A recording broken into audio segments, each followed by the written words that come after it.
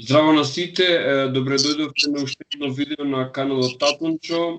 Како што забележувате, во последно време зачестив и повеќе правам ваков тип на видеа каде што имам соговорник и каде што можеме да размениме одредени теми и идеи, затоа што за моите документарни видеа е потребно малку повеќе истражување, додека вака, значи истражувањето соговорникот веќе го има на темата на која што е компетентен, така што мене ми останува само да ги поставам прашањето.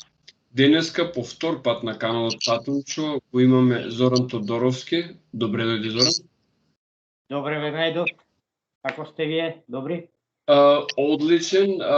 Зоран, дали може да се договориме да разговараме на ти, заради тоа што ќе биде тоа што ќе биде поедноставно. Пријатели сме, во приватна комуникација имаме таа непосредна канал. Од претходниот пат комуникација, така што и за гледачите, бидејќи ова е сепак YouTube и подкаст формат каде што нема потреба. Инаку ќе требаше да облечеме кравата и сако. Океј. Нема проблем, тоа е до мене. Така, значи, јас пред да почнеме со разговорот со Зоран, би сакал да кажам, можеби станувам издодевен со ова, каналот наближува кон бројката 1000 претплатници, значи недостасуваат неколку десетина субскрајбери кои што би допринеле за тоа.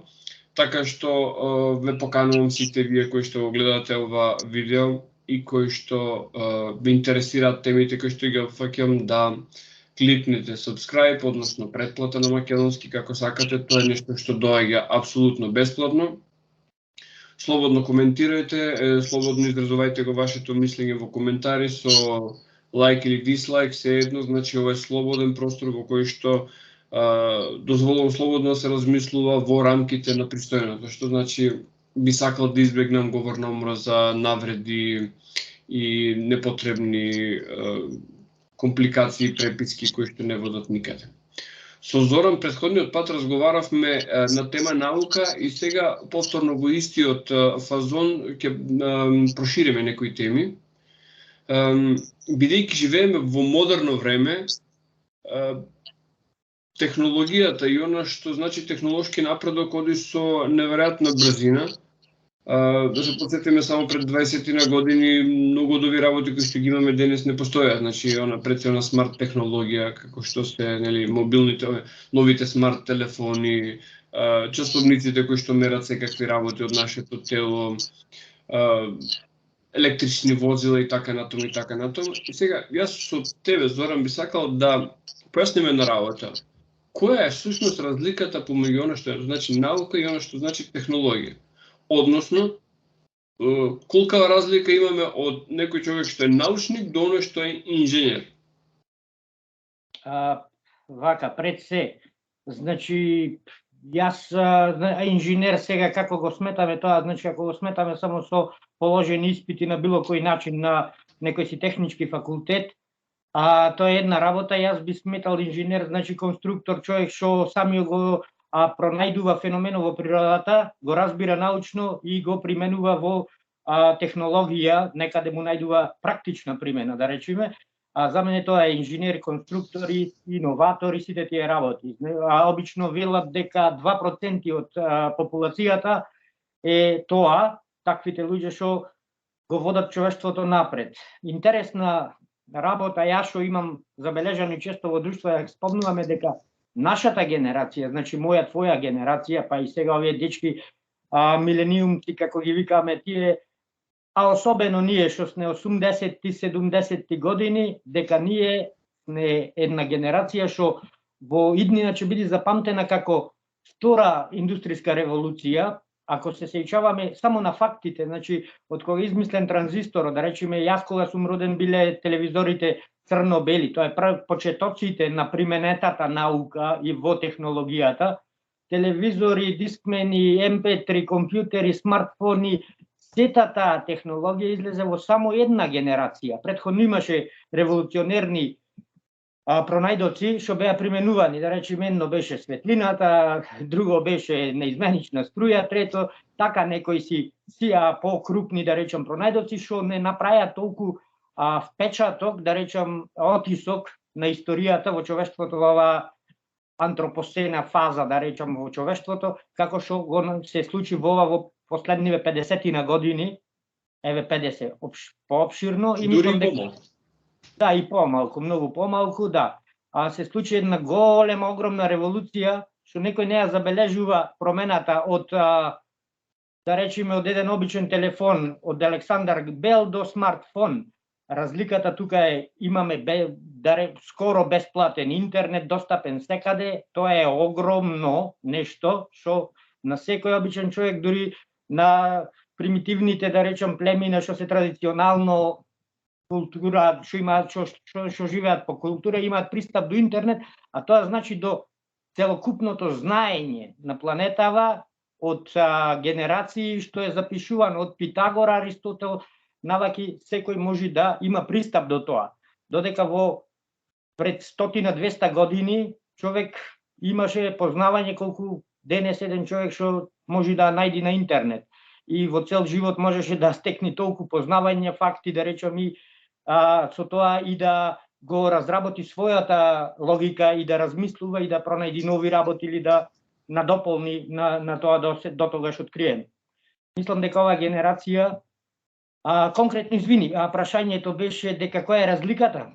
Разликата во она што значи научник и научни откритија, според мене имаме еден чекор потаму каде што научните откритија кои што можеби се и постари, да речеме конкретно ги спомна откритијата во електрониката, добар дел од тие откритија во електрониката се многу стари, ран 20 век, а се применуваат во најсовремена технологија, односно тоа што менува е само способноста да тоа се направи помало, поефикасно, пофункционално, функционално и така натаму. Добро вече. Значи, конкретно за научникот и научниот метод, а после од тоа ќе преминеме на применета наука, односно технологија и инженерство.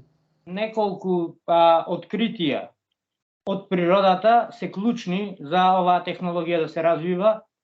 Помнав транзисторот, значи полупроводниците.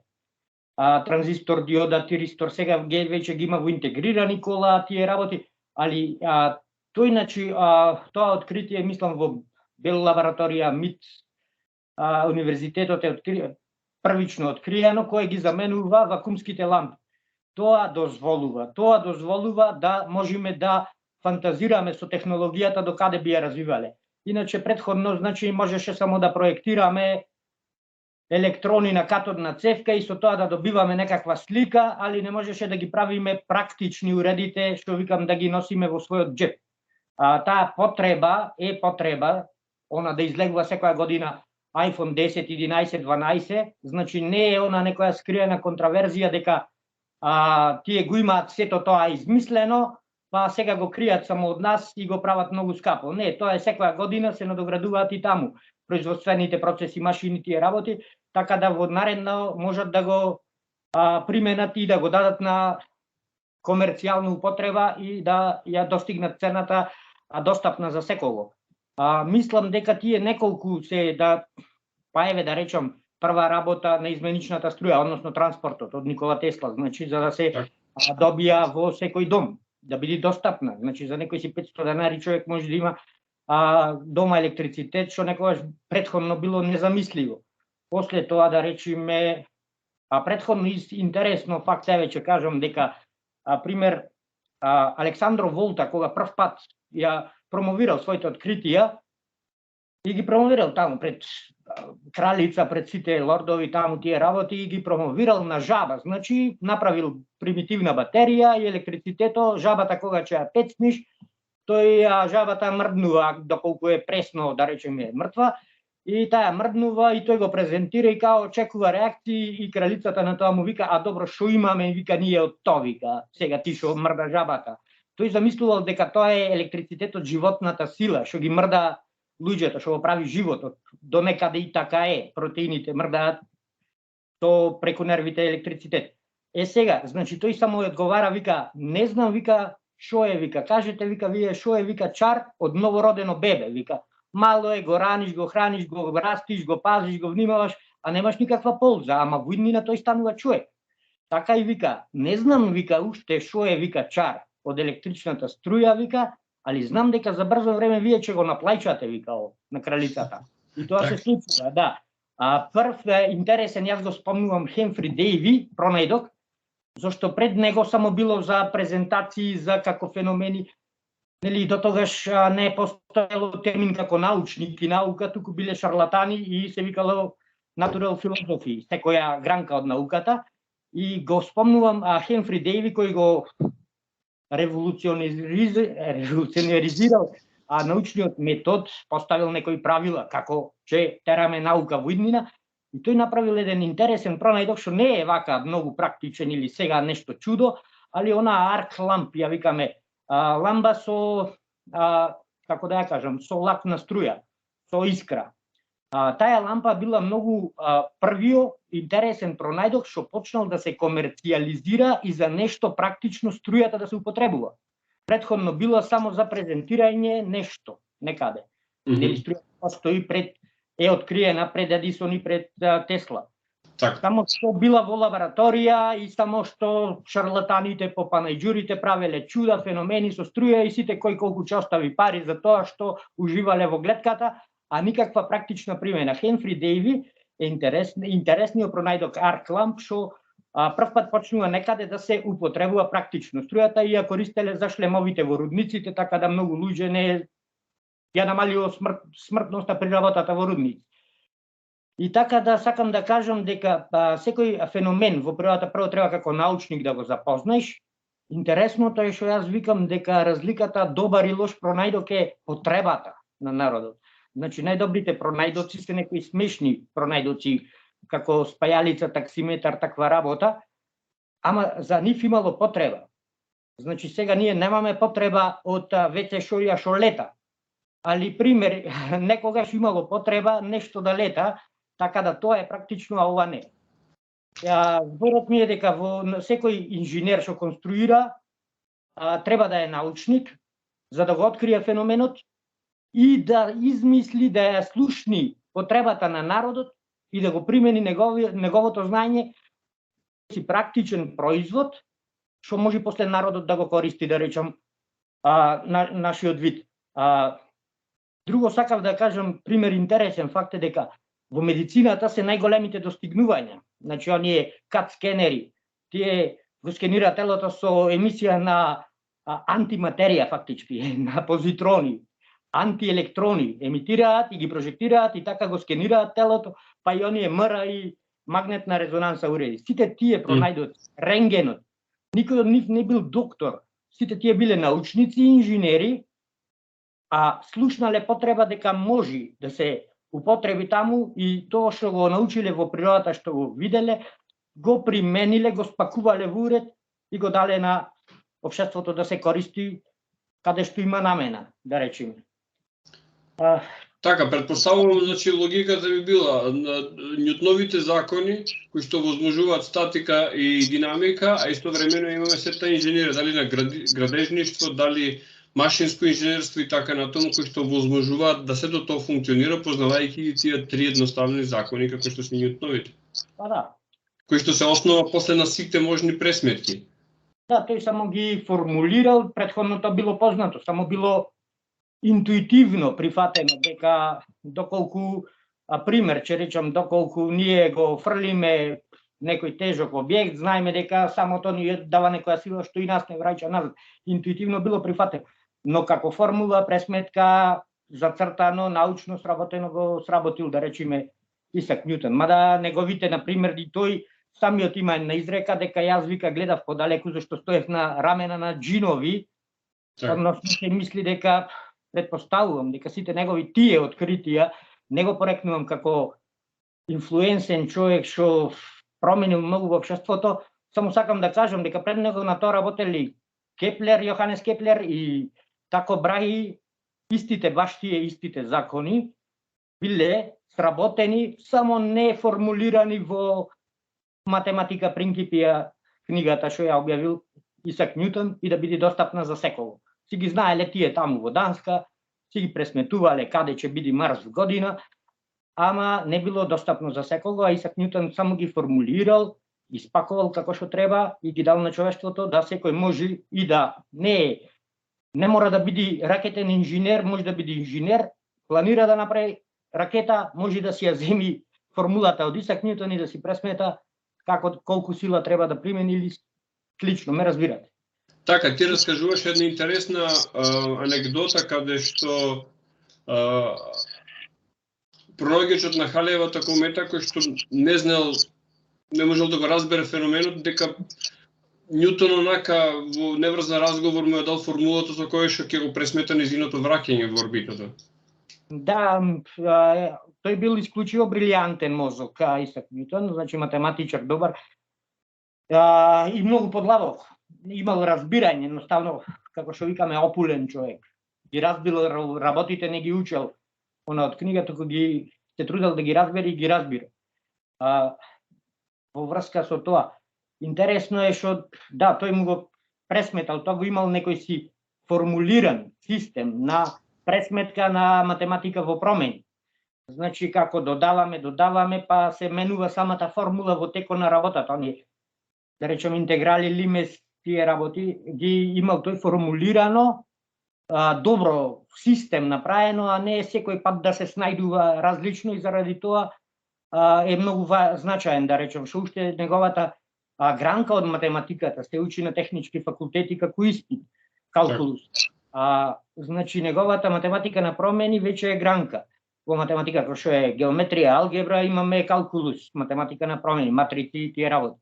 Сега, значи тој само смислил интуитивен вака логички некој систем како да ја поставиш равенката, како да ја решиш, кои се правилата, зависностите. И заради тоа може многу лесно да пресмета. Претходно кој што ги спомнав, Кеплер, како ученик на Тако Брахи, значи тој некој дански многу не е познат тој, али да речеме тој има Тихо Браке, да, познат е во астролошките кругови. Да, па добро. Значи и сега тој значи ги бил добар астроном, добар ради што имал услови, бил богат, му било доделено цел остров со сите можни апаратуси и средства неограничени за да тој развија нови апарати за следење на звездите. Замислете, тогаш немало телескоп. Телескоп, само со оние агломери, со тие работи, со некоја си геометрија. Собирал податоци, правил статистики. Значи тоа е тоа што е битно во науката, на еден начин научниот метод. Тој ги класифицирал работите, ги средувал, збирал архива на која може да побараш логика. Инаку како да бараме логика, само посејчавање каде беше Марс лани. Доколку го запишиме аглови степени каде што точно, в година пак, трета година пак, може би некој после нас ќе ги разгледа тие податоци и ќе ја најди логиката. Зошто така? И Тако Брахи и неговиот ученик Кеплер после ги формулира во трите Кеплерови закони, што е многу интересно и сега само на едно сликче малечко на интернет, мислам на интернет можам да го споделам, на секој да му стане јасно како се движат небеските тела, што подоцна Исак Њутон го напишал во книга со равенки. Иначе, например, да речеме, во основа се дека се движат по елипси со два центри, од кои едното тело е во едниот центар на елипсата, пример Сонцето, Земјата се движи по елипса. Ако речеме дека каде е Плутон сега, Плутон се движи по таа основа, значи вториот закон е дека површината од нас до тој што ќе ја помини во една година е секогаш иста. Значи, доколку е поблиску до Сонцето, тој ќе заврти поголем круг арк, како го викаме, поголема патека ќе изврви, но е поблиску до Сонцето, така да ширината на тој агол, површината на таа опишана површина ќе биде еднаква на кога и да е најдалеку од Сонцето и помини само многу малечко растојание и многу мал агол, но е многу далеку, радиусот голем, така да според ова сега што го спомнав, не знам кој како го разбра, че секој може да пресмета како би се движели со која брзина Плуто, пример в година или по 500 години. Така, благодарение на овие сознанија, јас знам дека се прават така наречените ефемериди во астрологијата. А ефемеридите буквално тоа го означуваат положбите на небесните тела во текот на времето. Значи, наназад се направени и сега за новите предвидувања астролошки се прават нанапред. Сега нормално се користи технологија од типот на апликации и не се видливи тие ефемериди, но всушност тоа е тоа. Така да, многу е лесно сега. Сега, кога спомнавме одредени имиња, би сакал да те прашам, кои научници тебе лично ти се инспирација? Значи, во кои научници гледаш, како да кажам, пример за следење? Немам пример за следење, али можам да ги оценам само како, знаеш, како најинфлуентни некои, како инфлуентниот, и тоа е битно. Значи, што дека некој има 500 интелигенција и има своји пронајдоци што ги покажува само на роднините во гаража. Доколку тој тоа не нашол начин да го направи, спакува и да го дај на човештвото, за мене нема некоја си голема значајност, зашто тоа го имам видено кај многу луѓе, што имаат едниот квалитет, да речеме, брилијантен мозок, логика, пронашле работи, феномени, не нашле начин да го финансира и изведи, или не нашол волја, мрза бил да го сработи и направи како производ, или не успеал да го промовира. Некогаш, значи, она, како да кажам, презентацијата, комерцијата е многу битна. Значи, како што викам, често викам дека ако Никола Тесла е богот на струјата, Едисон е Прометеј. Значи, нека го украл, има своја заслуга зашто го украл и го дал сега за 500 денари да имам јас струја дома. Значи, доколку било нешто идеја од Тесла да биде струјата безжична и бесплатна, е невозможно. Факт е дека нема кој да го финансира тоа, инфраструктура, кој ќе ја произведува струјата за да биде бесплатна за сите. Тоа е окей да биде така, али не сме подготвени за таква соработка, општеството како целина. Така да мислам дека има улога и тој што го продава, кради, и тој што го измислува, и како најинфлуентни би рекол, интересен ми е Леонардо да Винчи. Значи, да Винчи, иако неговите откритија се откриени посмртно, многу после време, кога ги биле пронајдени од други научници, па се разгледани неговите кодекси и е разгледано дека тој тоа го знаел веќе многу одамна. До ден денес и НАСА користи негови нацрти и концепти, пристап на решавање на проблемите од неговите тетрадки.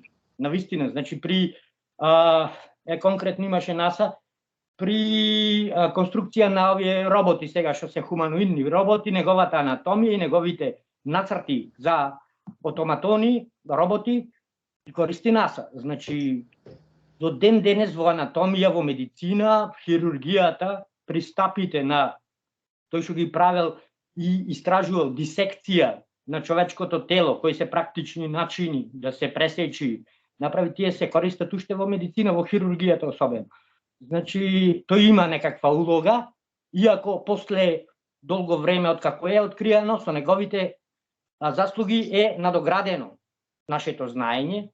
Друга работа, нормално дека Никола Тесла, иако, да речеме, многу од пронајдоците негови се препишани на други научници, тој го отворил патот.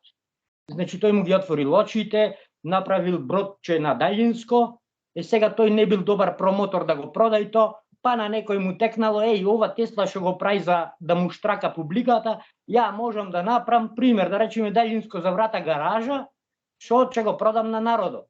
Така да тој му го дал на народот, без разлика како. Дали му го украле или бил среќен или не, тоа не навлегувам.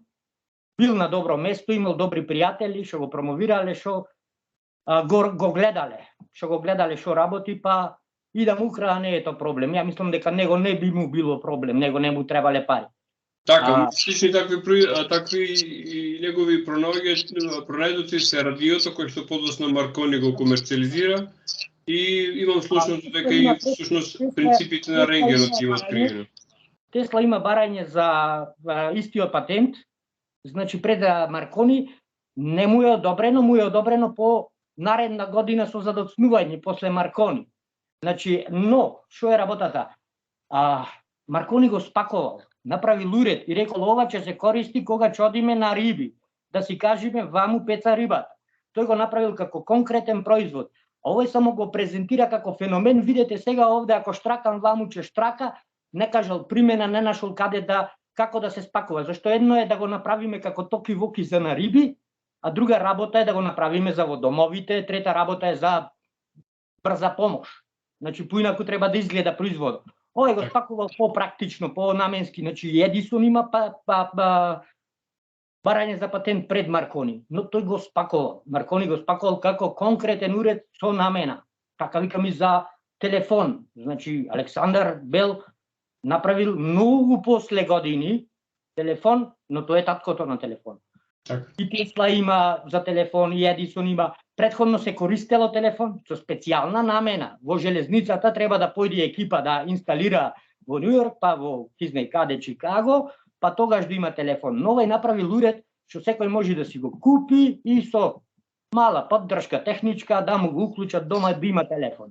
Тоа е работата. Мислам, не е само да го измислиш или видиш во природата, треба да најдиш намена конкретна и да го направиш бум, наеднаш да се дај на цела планета.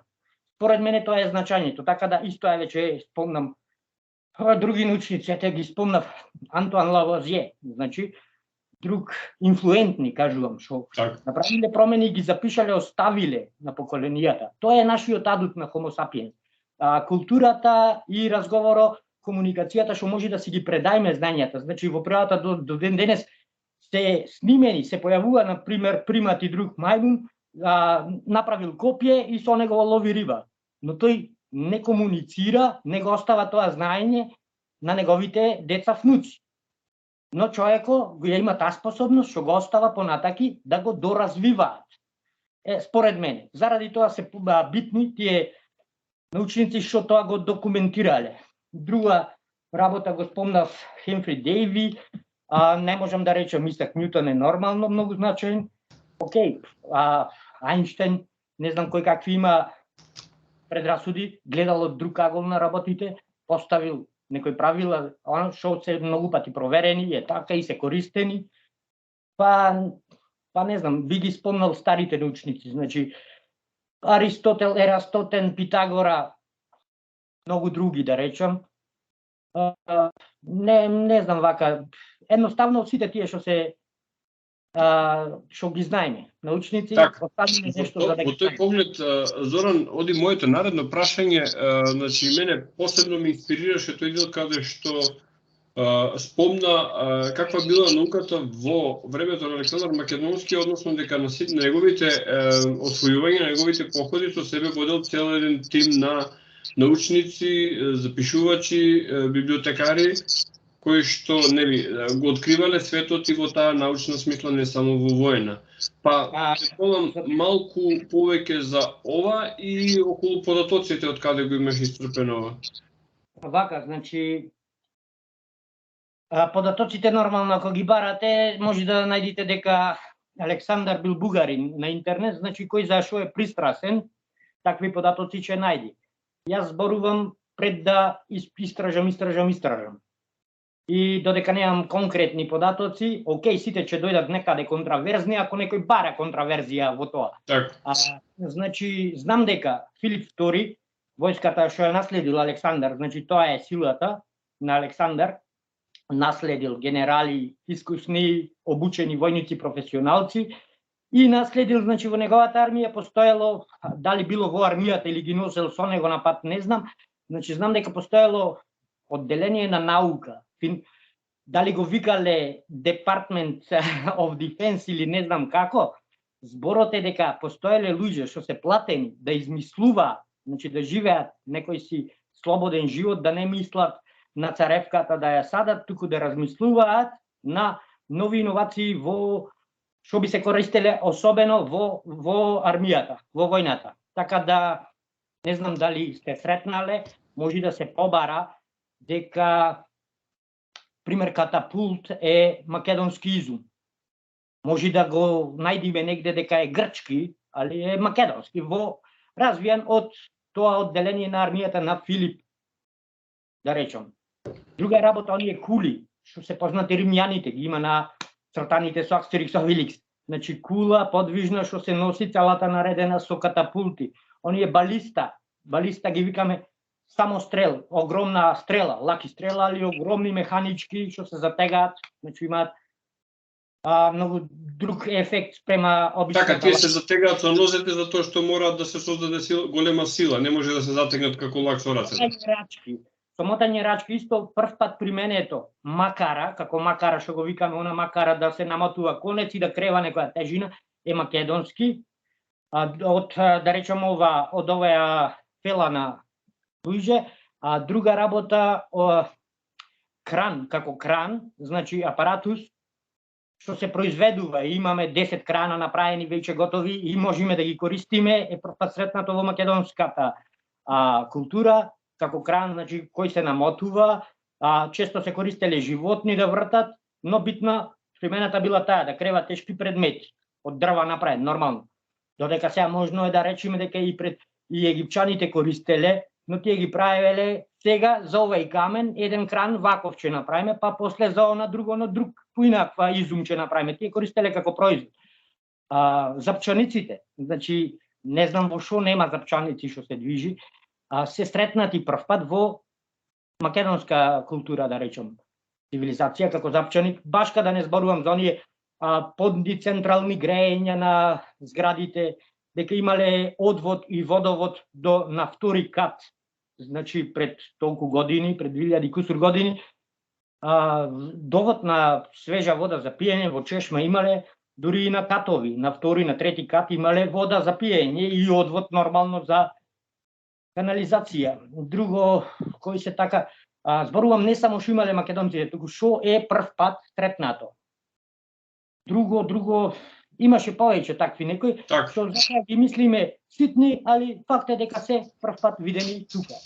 После тоа ги наследиле римјаните, ги расшириле низ Европа, е многу јасно, али се сретнати како изуми тука и многу интересно што некој финансирал, давал, го видел тоа значајно дека е, како пронајдок. И мислам дека тоа е побитно, дека постојала официјална служба што го работи тоа.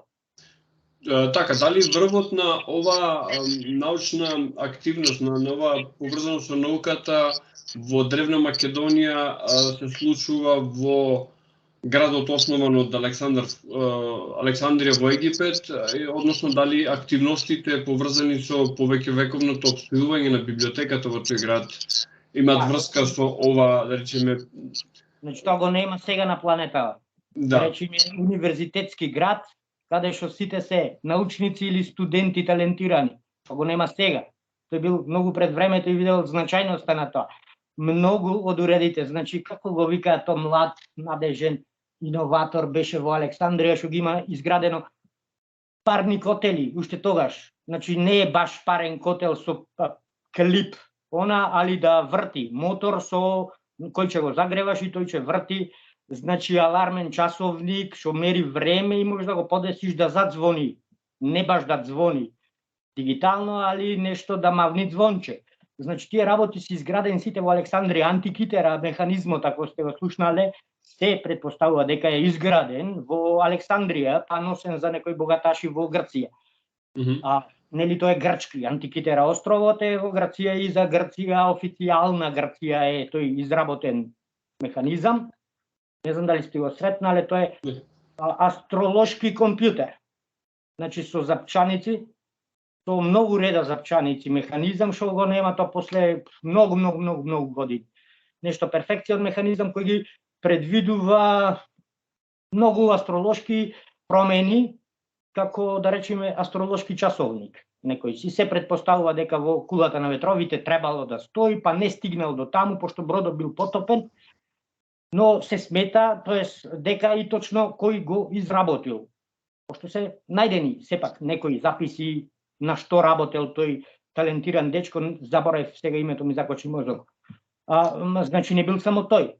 Тој имал сите до еден што живееле во Александрија, биле на некој начин иноватори, филозофи или интелигентни луѓе, ќе речам. Така, тука имаме и непознатата жена научник од антиката, тој Хипатија од Александрија, така што за кој што беше направен преубав филм Агора. Че го разгледам, че го побарам тоа нешто, не знам. Не сум тоа се практично последните периоди од животот на библиотеката пред нејзиното палење, значи тука веќе е појавено христијанството и веќе римјаните се дојдени во Александрија, значи буквално збориме за доцниот период. Така, да. Друга една работа поврзана со Александар која што е куриозитет, за неја јас правев видео, тоа видео го базирав врз основа на списите на Плутарх, значи не измислив ништо. Да. И имаше многу коментари, особено коментари кои што беа од неупатени луѓе кои што не го виделе видеото, туку само го коментираа насловот. А станува збор за тоа, видеото беше Александар Македонски, мистеријата околу неговото потекло. И сега, обично коментарите за потеклото на Александар Македонски беа нема мистерија, тој е македонец. Да. Што мене ми укажуваше на тоа дека луѓето не го виделе видеото. Во твојот пост убаво кажуваш за тестаментот на Александар Македонски, каде што тој јасно кажува дека тој е син на Амон Ра и Олимпија. Сега, да почнеме прво од тоа, кој е Амон Ра и како тоа Александар е син на Амон Ра, а не е син на Филип. Вака сега, значи не сакам да одам во шпекулации, пошто сум прозиван тука како научник од представник од мејнстрим науката, пред се. Значи, што Homo sapiens општеството се договорило дека ќе му го презентира на младите деца. Да. Затоа не сакам да шпекулирам, јас би кажал што сум читал, едноставно не е лошо како култура, сепак сме луѓе, не сме роботи, да си го знаеме тоа. Јас како го прифаќам тоа дека и за мене, значи кога многу луѓе како научник, иноватор ме прашаат дали ти веруваш во Бог, па да, јас викам сум иноватор, не може да го најдам, си го измислив Бог. Ме разбирате? Некој кого треба да бидеш благодарен и како човек, како припадник на ова врста, не зошто би се делел, зошто би протестирал против нешто што не ми ни смета. Така да мислам дека пример веќе речеме Амон Ра, нели Бог на сонцето во Египет. Секаде се појавува Бог на сонцето и затоа јас според често на социјални мрежи во форма на шега го опишувам дека за мене Бог е или Ѓорџи Колозов во бел чаршаф или сонцето, викам, ме разбираш, друг нема. Значи сонцето, викам. Значи сонцето стварно е извор и на енергија, и на вибрација, и на сите тие работи, е извор сонцето. Тоа е најголем, највлијателен објект во наша близина. Океј, звездите се многу далеку за да ни влијаат нас сега, и планетите да, али не влијаат во многу мала мера, да речем, да речеме гравитација, магнетни поли на било што. Сонцето е тоа што не храни, што ни дава енергија, што прави фотосинтеза, па ние јадиме, ритмот на животот го одредува сите тие работи, така да многу е реално да човек едноставно биде благодарен на сонцето, па да го иконизира во форма на карактер, да речеме како Амон Ра или Аполон или пример богот Зе или Зеус или како сакате кажете, тоа се работи за истиот феномен, едноставно благодарност кон сонцето. Според мене тоа е тоа. А зошто е тоа, мислам дека е веќе пропаганда. Мислам пропаганда не на Александар или Олимпија. Едноставно многу големи личности за да се направо покажи, да не се објаснува сите негови заслуги, да не се објаснуваат сите негови квалитети, едноставно кога се кажи или наметни мислење дека тој е син на Бог и тогаш готово јасно ни е се.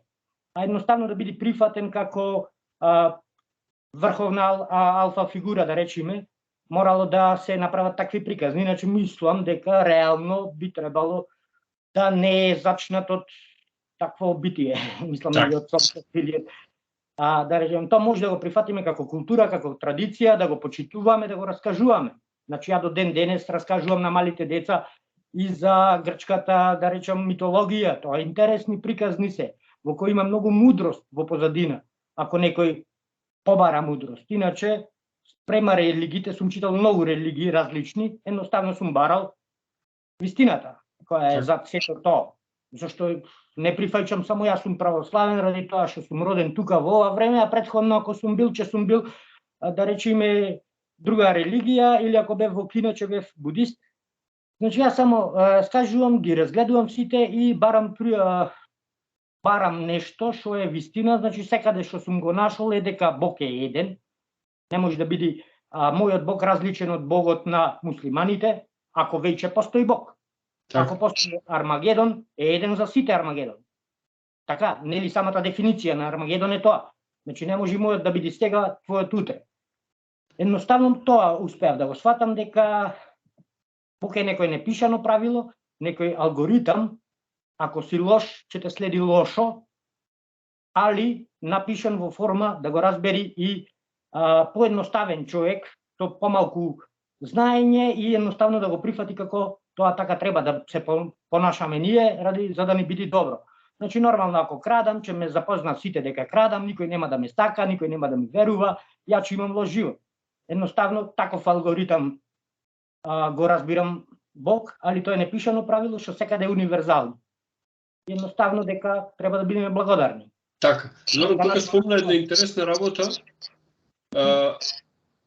Го изрази своето мислење со кое што јас нужно не мора да се согласам, нити па гледачите. Исто така, сакам да напоменам дека кога разговарам јас со вас како мои соговорници, не значи дека јас го промовирам тоа што вие го кажувате. Наедноставно си правиме муабет и секој има право да не се согласи со секого. Значи, секој има право да каже различно мислење. Така што овде сме за да направиме плурализам на мислата, што е добра работа. Сега, кога ќе одиме тема по таму, ќе ми дозволиш да поразговараме на некои теми кои што се актуелни, се контраверзни и сега јас ќе ја земам улогата да бидам адвокат на ѓаволот.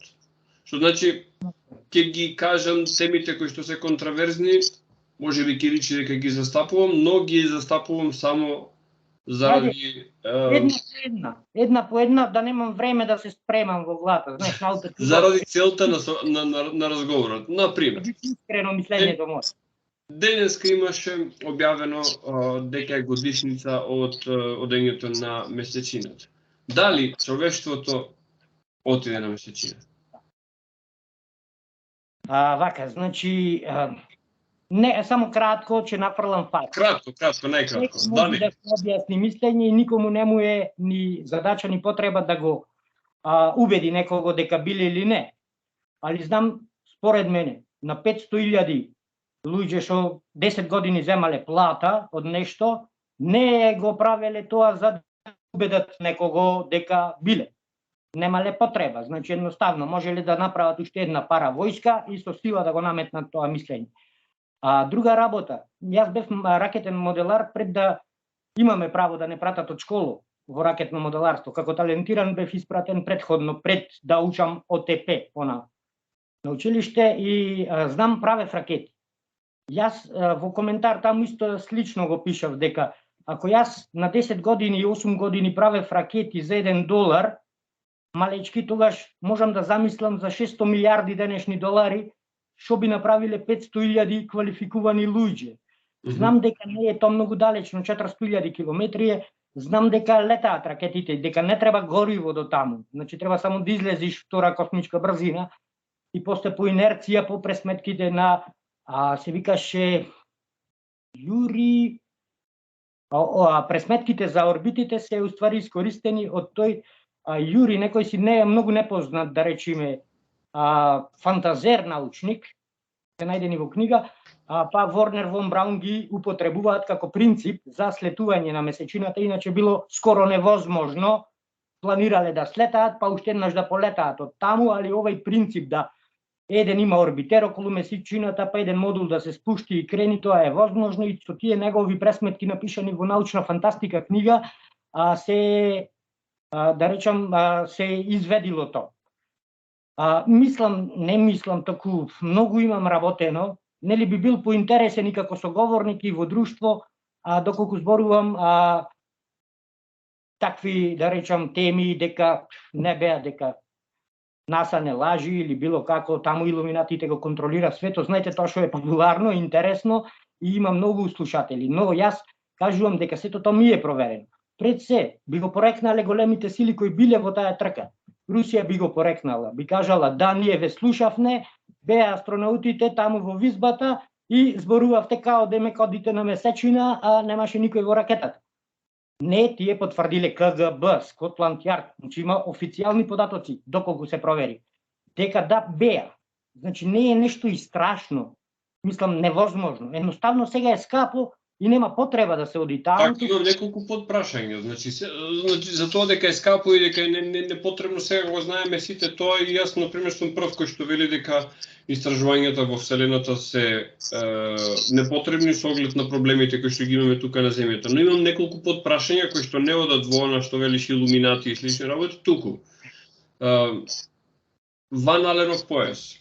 Самата мејнстрим наука кажува дека е концентрација на голема радиација во која што ниједна електроника не би прошло, да не зборуваме за биолошки живот. Тоа е еден од проблемите. Не вака. Значи електрониката секаде ќе помини, каде што има електроника, што има Фарадеев кафес, го викаме.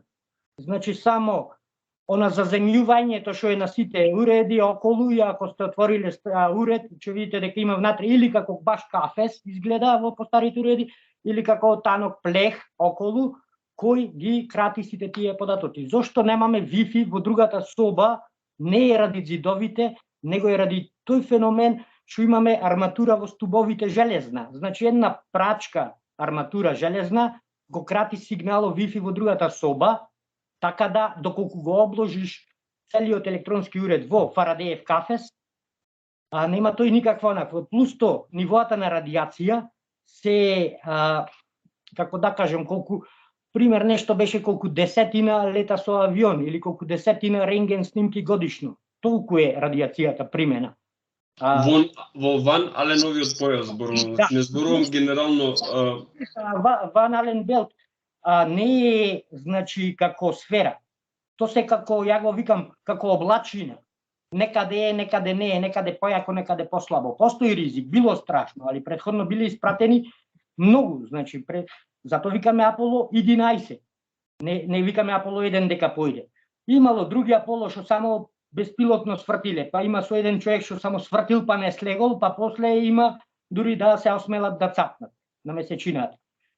Зборот ми е дека не е толку страшно Ван Ален белт, и не е така како што го прикажуваат, доколку бараме ќе најдеме во се, да речем, контраверзија, ова како го изведија, ова како го изведија. Али тој што истражува може да побара и да најди начин.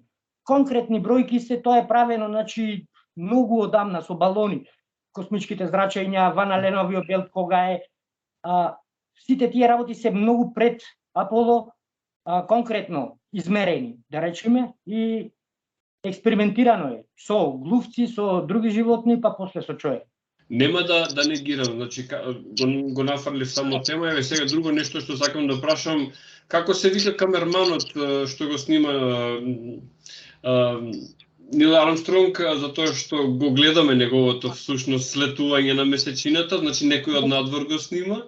Не би сакал да првата работа и втората работа, дали тој модул имал доволно, пошто бидејќи нели месечината е мало тело, ама сепак има гравитација. За да се совлада таа гравитација, дали од Земјата беше потребна толкова ракета да се кренат таму, а за кревање од месечината беше доволно само тие мали моторчиња што беа на модулот.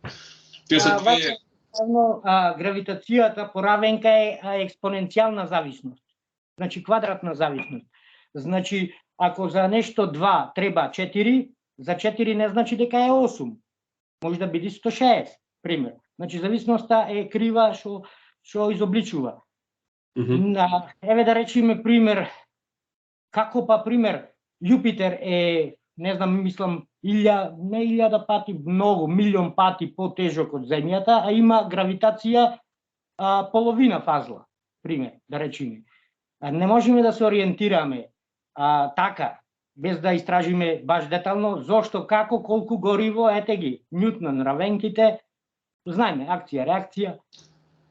Ме разбираш, ракетната наука... Прифакам, а за камерманот? Мислите на ова што реков не Стенли Кјубрик пред... Не реков тоа, реков, значи, имаме сцена од слетување на месечината, каде што Нил Армстронг слетува, велиме дека е првиот човек, а гледаме дека снимањето доаѓа од надвор, што значи некој пред него поставил камера. Ќе зборувам вака, ќе зборувам само предпоставки, без да зборувам факти, пошто, значи, имало спремни видеа, нормално, и она што ја гледам на телевизијата, ја не би верувал да ме убедува некој дека е тоа директен пренос. Работата, ја вака е предпоставка само да хипотетичка реалност, да јас правев ракета каде што одам на месечина и не знам таму што има, а треба тоа да го прикажам во тек на студена војна на целата планета. И пример би размислил што ако таму има нацисти, да речем уште од Хитлер да сто. Како ја тоа би го кажал на народот. Што ако има нешто, пример Господа е таму, па треба да го снимам, па овде да си направам џурулти на планетава каде што јас сум сега главатар, да речеме во некоја смисла владата на Америка, и сега како јас тоа би го представил дека има некој над мене таму, или било како, или што ако појдам таму и да ми мавнат чврга и да се вратам назад, и тоа било срамота. И би си спремил во студио снимка за во случај таму да е Господ ми мавни чврга или да има нацисти, па да треба овдека сите да тргнеме во хаос. Мислам, не ли анархија нормално и мене да ми кажа сега нацисти има на месечина и јас не би се грижел толку да одам утре на работа. Пример, разбирате. И сега ја би припремил такво видео и кога би пошол, па сега дали имало таму, зошто не било прикажано. Ја не би на овој ден, едноставно го сметам како големо достигнување на човештвото, пошто, видете, вие рековте дека вселенските истражувања немаат некоја си практична намена. Еве само ќе ви кажам факти, пронајдоци, значи, ова фотогреј стакло, овие работи пластика, тие работи, сите се експериментирани и пронајдоци, патентирани во Вселена. Значи, најмногу во Пинов ги вика тие програмата на Вселенската станица. Имаше година до, мислам, 2000 само патентирани пронајдоци во медицина, намена во една година во Вселена. Значи, ако не е битно, да речеме коронавирусот да се однеси во Вселена и да испитаме неговите својства, како се однесува без гравитација, како на кислород, без кислород, тие работи и направиме лек. Ако тоа не е битно, не знам што е. Медицината, да речеме, или оние, појма немам ни што се тие 2000 пронајдоци. Веројатно се само некој надоградување на постоечките, пример антибактериски челик, антибактериски црева за систем, нешто такво е. Значи, и до оние работи што не ни мислиш, лепенките на патиките велкро е измислено за Вселена и не е измислено за да биде лепенка за лепење, него за чешење на носо на астронаутите. Стварно, во скафандер. Значи, сите тие се некаде пронајдени работи, никој не оди за да го пронајди нештото што би барал. Значи, овие термометри што мериме со лазер температура, тоа е пронајдок со кој произлегува од многу скапа програма за мерење на температура на звездите. Така да сега го направиле помалечко и го имаме за 5 евра од AliExpress да мериме температура без да го лапам истиот топломер сите. Значи, тие има, значи, само што никој не оди конкретно, одиме сега овој пат во Вселена за да пронајдиме лек на тоа. Туку одат со милион експерименти и ги пробуваат сите таму и ги експериментираат и на кој најдат заклучок, тој ќе го донесат и ќе кажат дека, мислам, ќе кажат, немаат потреба нас да ни кажуваат, тој што ќе побара, ќе го најди. И има многу голема, да речам, заслуга вселенските истражувања, затоа и Вселенската станица. Единствен, најскап и најголем објект направен од човекот. И се сите влади, мислам сите, поголемите влади што може да бидат и во војна, нема да ја растурат Вселенската станица. Ме разбирате? Значи, еве сега, Русија и Америка и НАТО се во конфликти, Украина, а горе има научници со што си функционираат. Значи, тоа е нешто што човештвото се стреми. Поред мене, дека тоа е нешто над човековите побуди, инстинктивни и, да речем, животински нагони. Тоа е нешто што да се стреми Homo sapiens да биде, да се почитува без разлика на граници, политика и националност. Поред мене, вселенските истражувања имаат огромна заслуга и да, научниците, тоест научните астронаутите, беа на месечината во 6 наврати, 12 луѓе имаат шетан по месечината.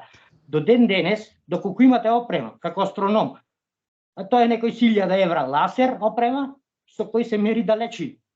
Сега, значи, има такви за 100 евра, ова е од 1000, да речеме, евра, да може многу аматери, астрономи го имаат и ја мерат далечината на месечината, како таа се оддалечува, нели. Сега, значи, на месечината, површината има поставени уреди, кои тие аматери астрономи можат да ги видат и да насочат лазерот од тие уреди ретро огледала ги вика ретро. Тоа е огледало на три огледала на прав агол, али се поставени, центрирани таму од некого. Не разбирате? Што сега постојат, можат да ги видат и ако имате таков лазер да ги употребувате бесплатно. Тие се уреди наместени на површина на месечината, што мислам се доволен доказ.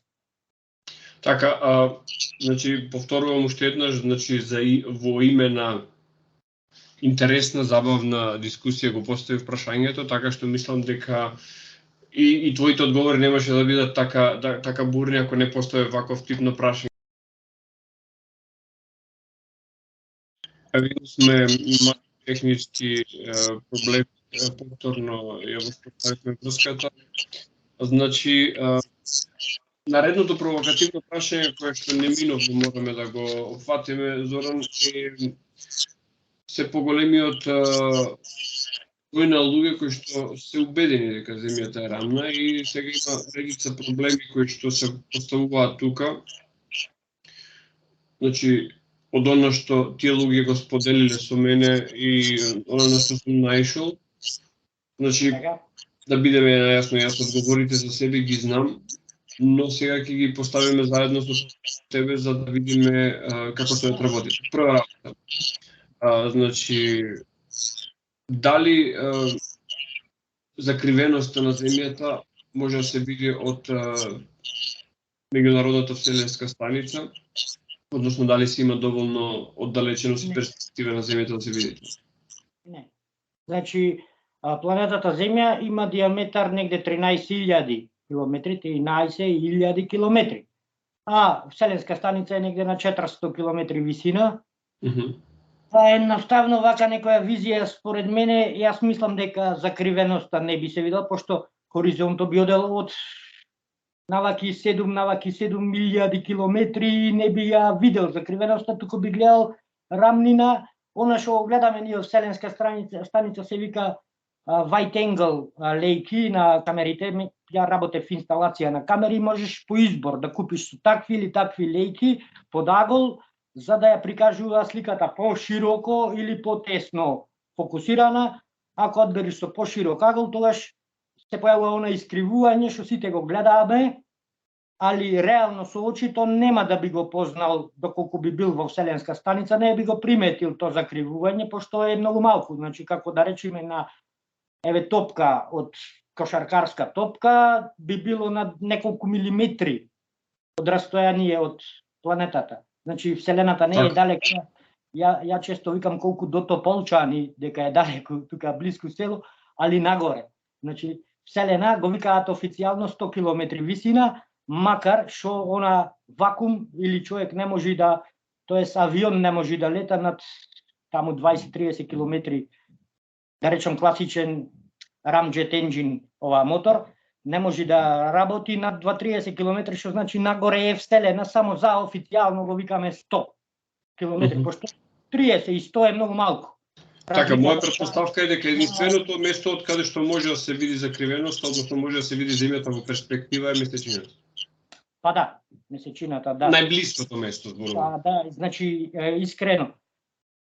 Зошто сега еве не одиме на месечината? Пошто кажувам дека сите програми и она достапни што се, макар што не знам како се движат цените од прилика, пример, едно седиште за до вселенска станица што е веќе рутина, 60 години, 70 години е рутина, додиме во таа ниска орбита на вселената, да рече орбитата, да се разбериме, не е нагоре, туку е во брзина околу.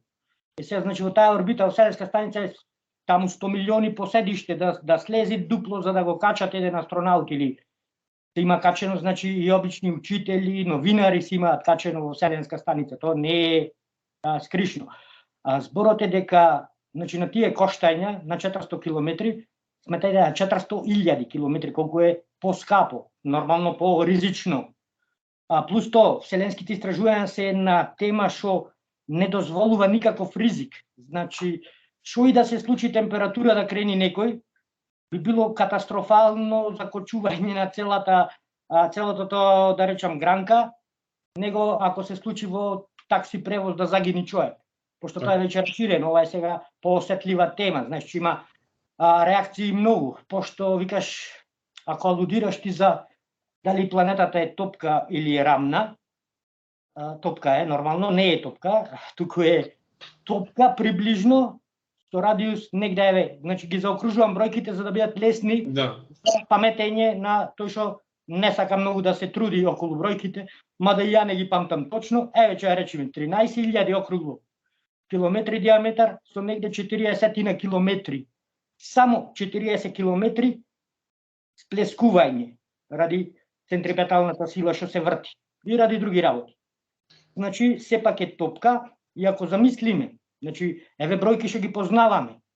Највисока планина, еве 10 километри ќе ја тропнеме. Највисока длабнатина, Маријана Тренч, да речеме 10-11 километри. Диаметарот го кажавме дека е 13.000. Сега замислете на 13.000, 10. Која разлика е? Враздување или испакнување? На Така, еве да речеме висината на која што летаат пазилници 10 километри. И помазно од било која сфера што сме, мислам било која, не баш било која лабораториски сфера што ја си ја сретнал во животот, дали билјард била, дали скокале, дали џамлија, помазна е, дури посовршена топка од тоа. Того не го направивме ради за да биде интересно, туку самите закони што влијаат сегде во целата природа го кажуваат тоа. Значи со еден телескоп секој што може да купи, нека ги гледа небеските тела, било кое. Значи се гледаат секогаш 5-6 се гледаат и со голо око планети. Секое што ќе го видиш небеско тело во природата, тоа е природа, вселената, секое небеско тело со големина пречник над 500 километри е веќе направено округло. Тие што се помали веќе се изобличени, ради што нема доволно гравитација да дојдат во форма на топка. Секој над 500 е веќе топка. Зошто ние би биле плоча? Само за да не лажат нас од НАСА е друга тема веќе на разговор. Така, не. Сакам овие митовите околу рамна земја да ги поминеме за да видиме дека стварно има научно објаснување. Например, брзината со која што се движи земјата и прашањето е зошто ние не ја чувствуваме таа брзина. Моето објаснување е првиот Њутонов закон, закон за инерција и релативно движење. Значи едно тело останува во движење и останува во релативно мирување, се дека некоја надворешна сила тоа не го промени. Значи релативно мирување зборува за тоа што кога сме ние во автобус, сме во релативно мирување во однос на автобусот, ама автобусот се движи. Зборот е релативно. Значи ја вика на англиски ги кажувам термините за некој да ги гугла така. Ако треба да ги преварува frame of reference. Значи никаде не се спомнува, секаде е во frame of reference. Значи во референтната рамка во која што се движиме, ние сега се движиме со 60 на час со автомобил, ама земјата топка самата ротација има некаде 1000-1200 километри на час на екваторот. Со се атмосфера, со се врти. Значи целата таа планета се врти околу сонцето со друга брзина. И сонцето околу центарот на галаксијата се врти со 300.000, не знам колку, многу големи брзини. Сега ако споредуваме референтна рамка во која брзина ние се движиме спрема надвор од галаксијата е друг муавет е спрема улицава тука асфалтот. Која рамка на референтна рамка се движиме. Тоа е разликата. Сега сакам да спомнам дека веќе на планета отворено е општеството и комуникацијата и веќе постојат луѓе што ја обиколиле планета. Значи, веројатно ти познаваш некој морепловец што одел на брод. Прилеп е град со најмногу морнари, значи не процентуално, туку најмногу по бројка во Европа. Град што има морнари, што земале плата од таа индустрија, се во Прилеп, значи не во Сплит или некаде, да речем Барселона, некаде било каде. Зборот е, ја познам многу морнари што го обиколувале светот и тоа нив му е многу јасно дека е планетата округла и зошто е тоа така. Сите тие работи му се јасни. Пилотите му е јасно тоа. Значи веќе имаме комуникација со која можеме. Ако бараме ние кој рече, сигурно ќе најдеме некој си, ја викам црнец на YouTube што кажува дека во Австралија луѓето се глумци. Појдете во Австралија, испулете се во месечината. Значи самите шари, еве најголема шарка препознатлива е баш што спомнаме тако брахи, тако кратер, ова го викаат, она бела долу. Од наша перспектива е долу. Бел кратер со бели траки како распрскани. тој е тако кратер. Ако појдеме во Австралија, ќе го видиме на горната страна, надолу распрскан. Веќе тука не мора да некој ми прикажува фактите, едноставно, кој не верува, нека појди, нека види. Под екваторот, ја гледаме месечината, однопад. Логиката е на разумен човек дека нешто тука е во таја смисла. Сега, значи дека не постојат научни, не постојат, не знам, значи постојат пред, мислам, 2500 години. Го кажувам чест пример, Ерафтотен, грчки, да речам, мислител, веќе тогаш не се научници, мада е математичар и многу други работи. И Питагора, 600 години пред нова ера, сите истото го многу лесно му било нив опулено, јасно дека е планетата топка. Ерафтотен сакал да ја пресмета обиколката, значи периметарот, колку е голема топкава на која што се вртиме. Него му било веќе јасното. И земал едно стапче, на одреден ден во Александрија, бунарот, сонцето паѓа во зенит, а во друг град, на истиот тој датум кога бил на некој си празник бележан, не паѓало сонцата тука во бунарот. Тој сватил дека паѓа, дека сончевите зраци идат под некој агол.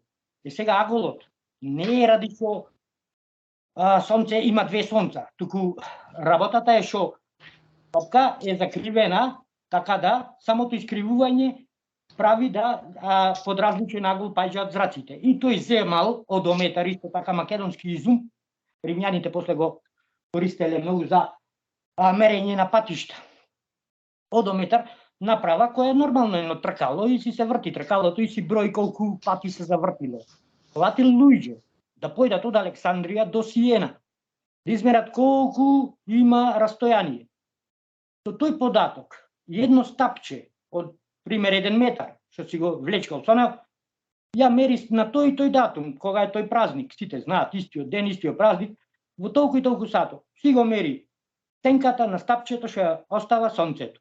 Во тој град, другата година оди во тој град, каде што пресметал колку е далеку, ја мери сенката, многу лесна геометрија, пресметува дека земјата не само што ја округла, туку и пресметува диаметар со мал процент на грешка.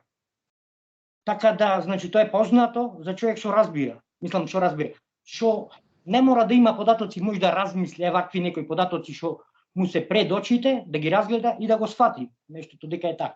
А доколку бара контраверзии, ќе најде.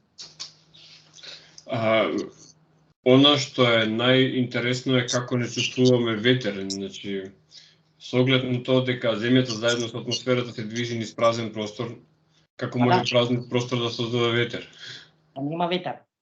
Мислам, во Вселената немаме ветер. Ветер овде се случува ради сонцето. Сонцето ја загрева, пример, да речеме Сахара. Движењето на самата атмосфера. Кога после се лади, таја топлиот воздух е поголем волумен, се распределува и така настануваат ветровите. Тие се оние познати случаи многу порано на училиште дека има постојани ветрови од екваторот кон нагоре и надолу, тие се постојани ради тоа што земјата таму најмногу се загрева, па кога ќе се сврти на ладната страна, односно темната страна, ова другата изложена, има тенденција тој ветер, тај загреан воздух да се распредели. Тоа е ветрот. Иначе целата атмосфера во глобала заедно со топката си се врти.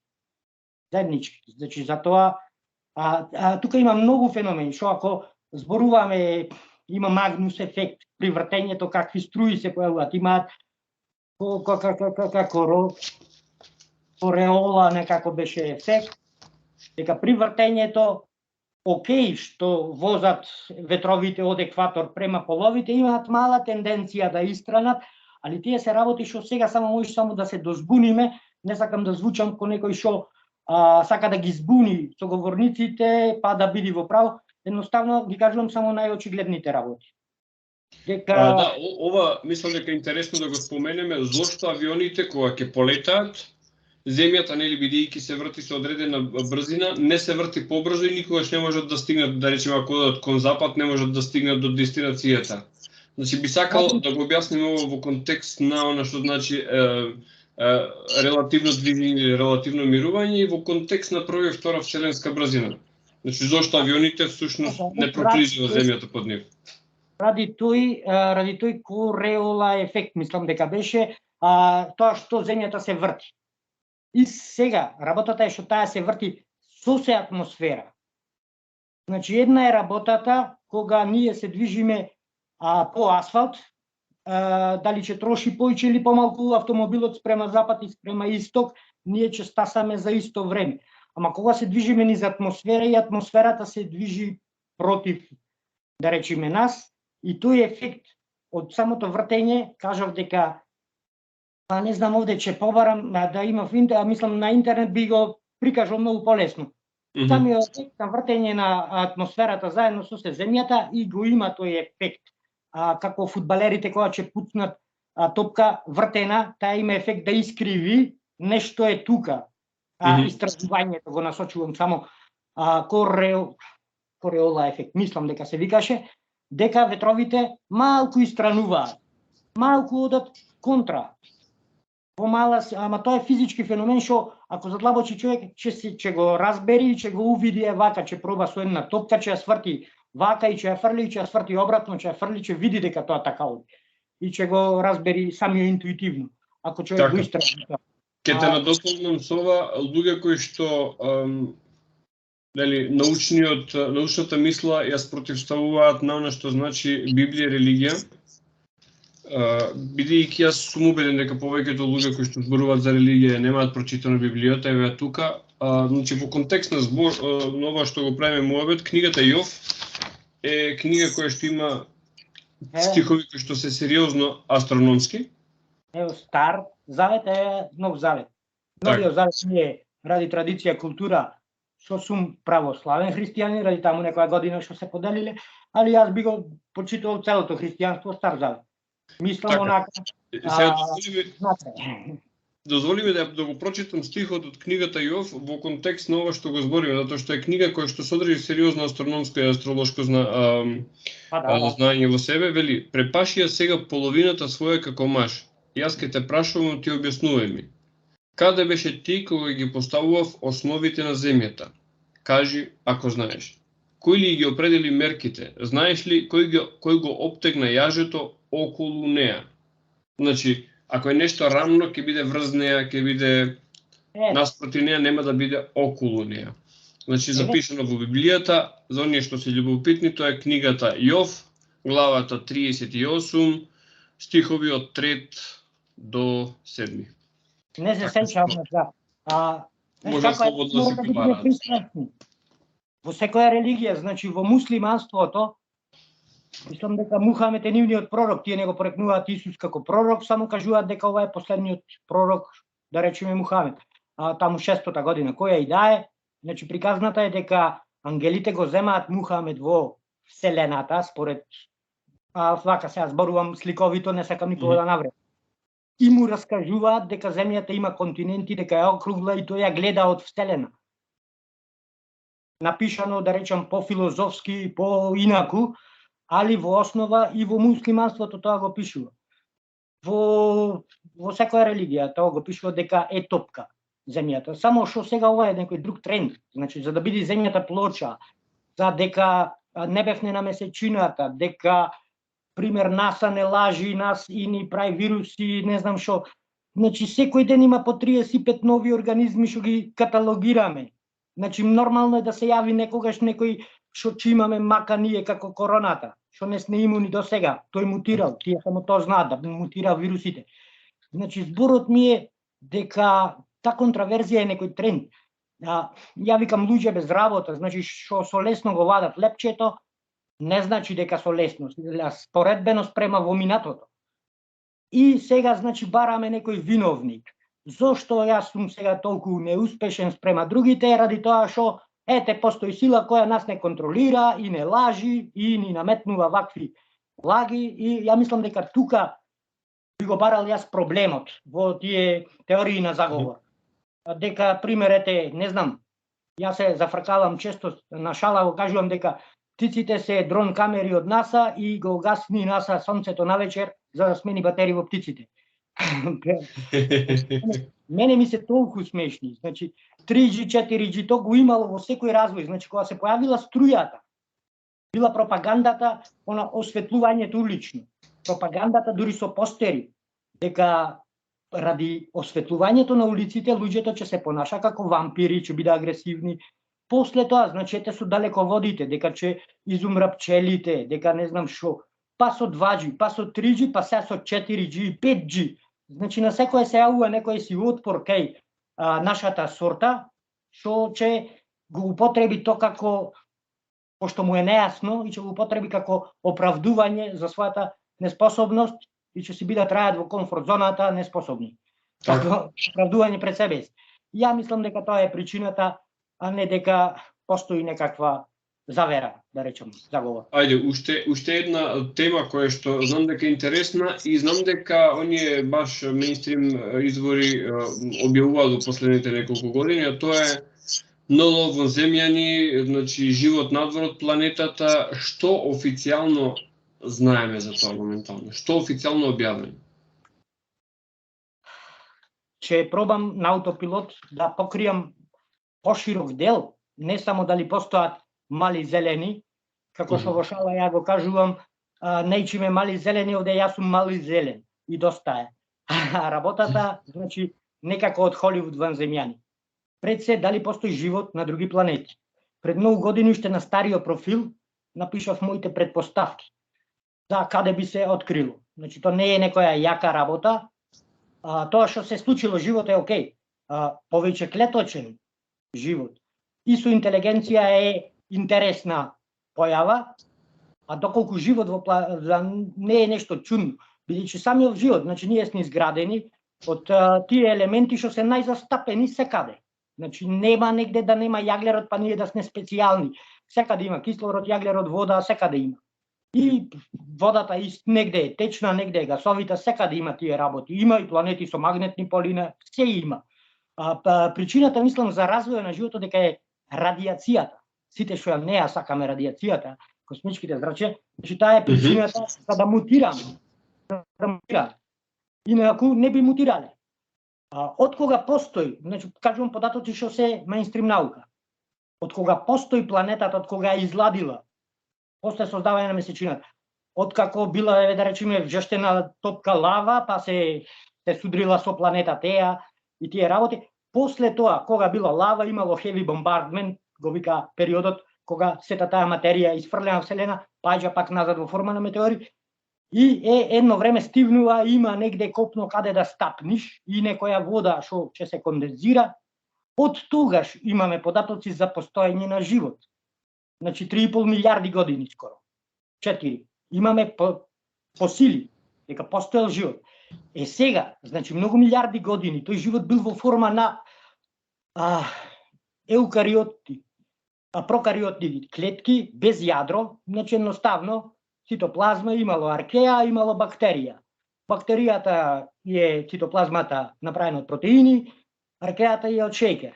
Сега што се случило? Тоа значи 3 милиарди години одело така, како ќе влезе едни субстанции, ќе ги задржи тие што треба, другите ќе ги изфрли и тоа веќе е хомеостаза. Јас тоа го викам живот.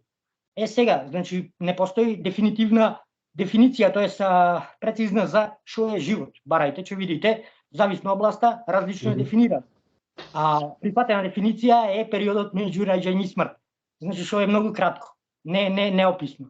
Значи јас за живот го дефинирам да биде, да задржи хомеостаза. Значи да прима нешто да изфрла, да се размножува и да мутира и нешто да прави да мрда, викам ја. Она народски го кажувам. Значи за мене е тоа живот. И сега тој живот е многу различен со повеќе клеточниот живот. Значи се случило пред пред краток период, после 3 милиарди години. Откако биле бактерии сите, окей, како колонија на бактерии, нека биле надзидани како снопче. Во форма таква биле, али не повеќе клеточни да работа во единка клетките.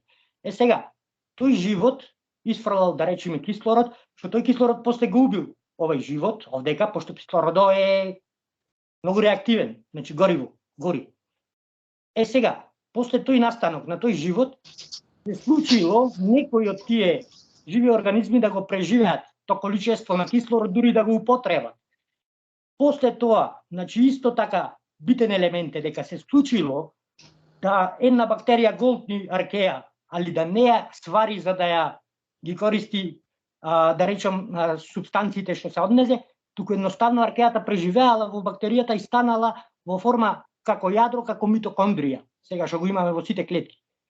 И тогаш кога митокондријата можела да прави фотосинтеза, енергија, ЕТП, како се викаат тие протеини, и да ги дава на надворешната клетка, односно бактеријава што ја голтнала незе, тогаш станува еукариотна клетка, што ја имаме сите ние с неја од еукариотни клетки со јадро, нели, со митокондри внатре. Сега со тие клетки се појавува можноста за појава на комплексен живот. Тоа е втора фаза на дефиницијава живот, што може да го сретнеме во Вселената, зборувам. Значи, тоа е друго чудо.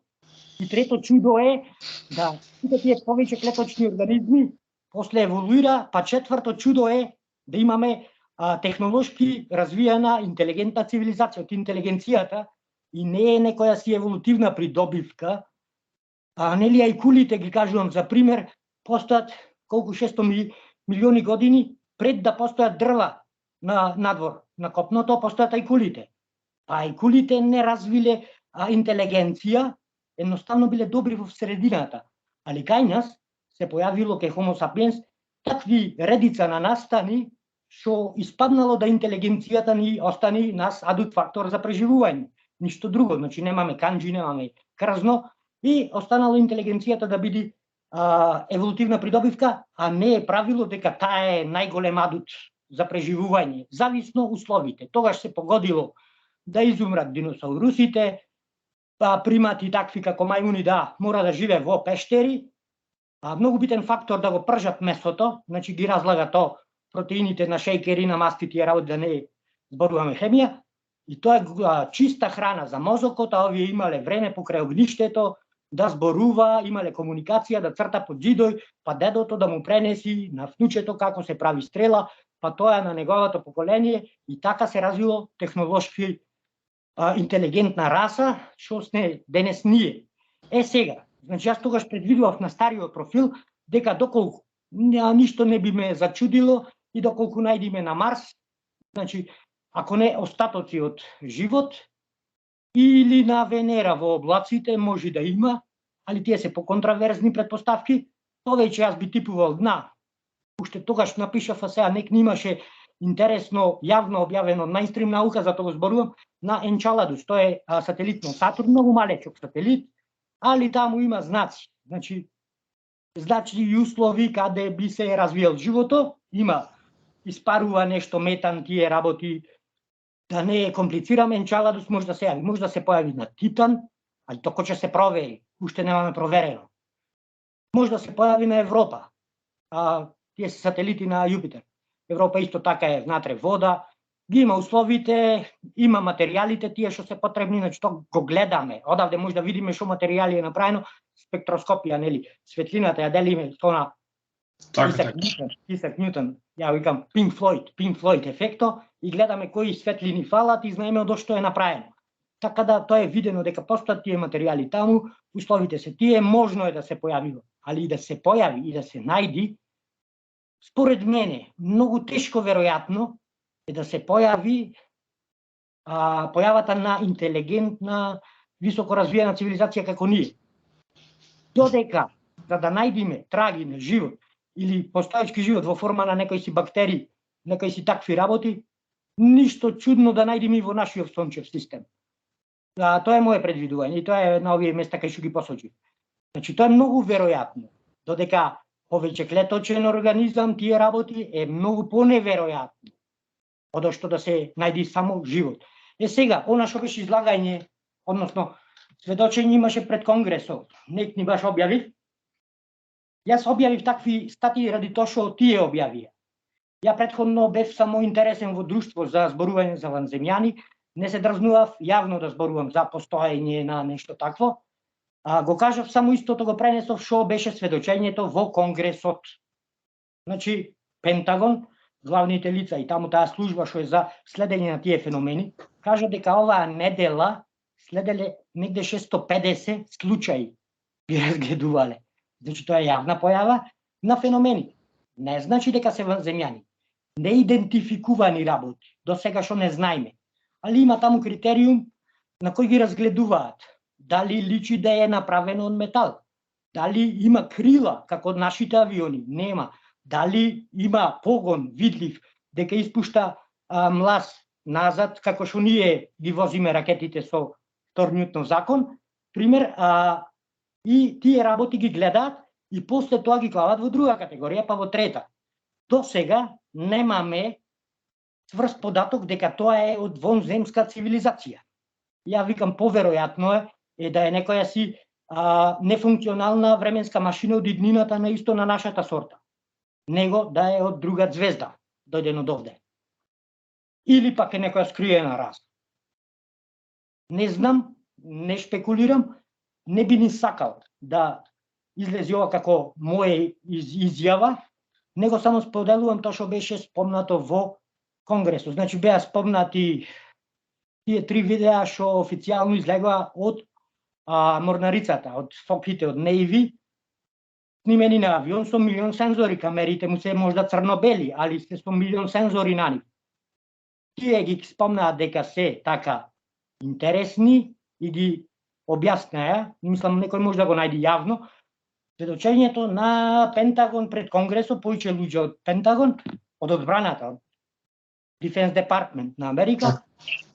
И имаше исто така од тој што е директор Мебендиса на таа служба Task Force, како ја викаат, за следење на тие феномени, јавно, транспарентно, отворено, ти кажа ова видео тогаш, ова тогаш, ова тогаш.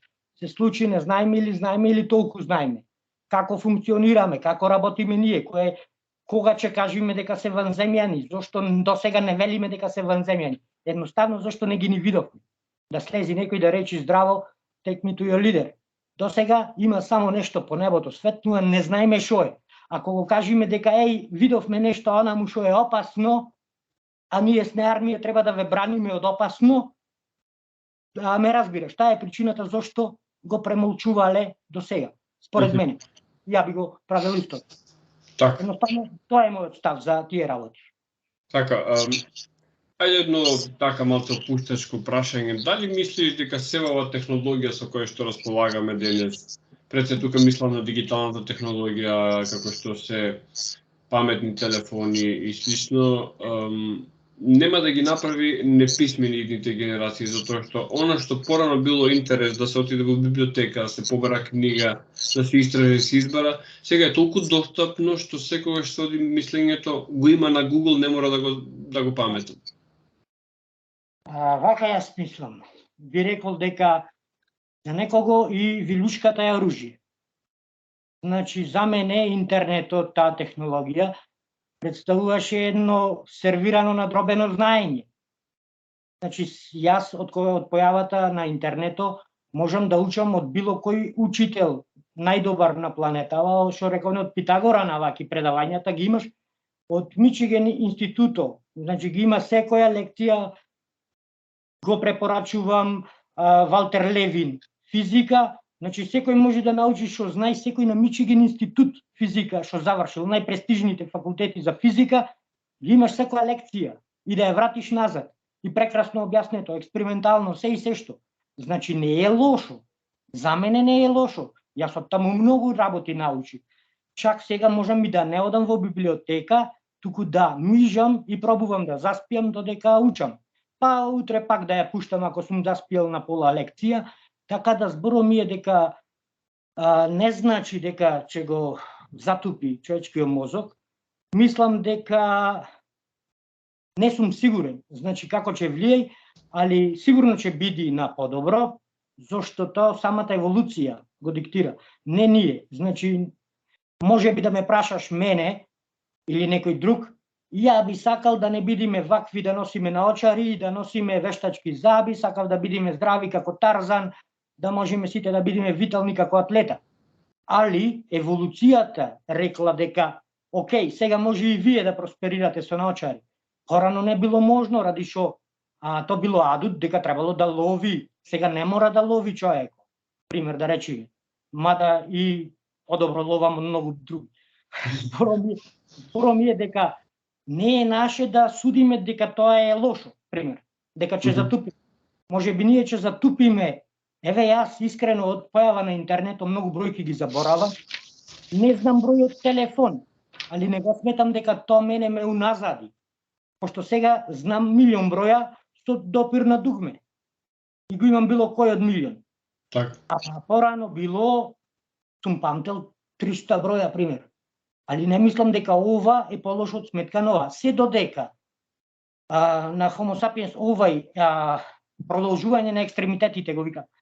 Овај екстремитет продолжен, мобилен телефон, компјутер, технологија, тие слични работи, го имаме, ја мислам дека не.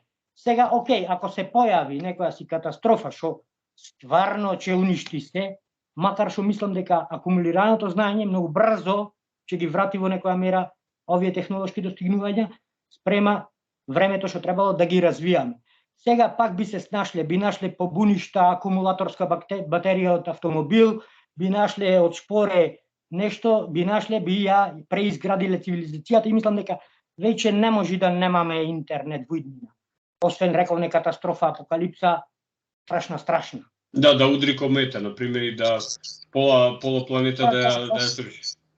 Па да, се додека остана така некои си пакети, че го врата цивилизацијата во некоја мера, пак, да речеме, главниот во племето че има мобилен, што ќе го полни на соларни панели од негде за еден преживеан панел. Ме разбираш? Нешто ќе остани во самото, затоа викам антропосцена, сега веќе во геологијата на земјата е вплетено производите од човештвото. Веќе сега како да најдиш соларен панел после апокалипса ќе биде исто така лесно како да најдиш железна руда. Пример да речеме. Така, ова се мои предпоставки, да речем. Така, Зоран, мене ми се допаѓа твојот оптимизам во поглед на иднината, што во денешно време е реткост. Јас ти благодарам што и овој пат одвои време за да поразговараме со оглед на твоите новонастанати и интензивни обврски. Ти благодарам за се она што сподели со нас и се надевам дека ќе се видиме наскоро пак кога ќе имаме новитети за разговарање. Ти благодарам од кој тебе, благодарам на сите и так, не знам што да кажам, па да се слушнеме во следна прилика, не знам, ајде со некој повод. Нема проблем. Секој добро. Се гледаме, поздрав.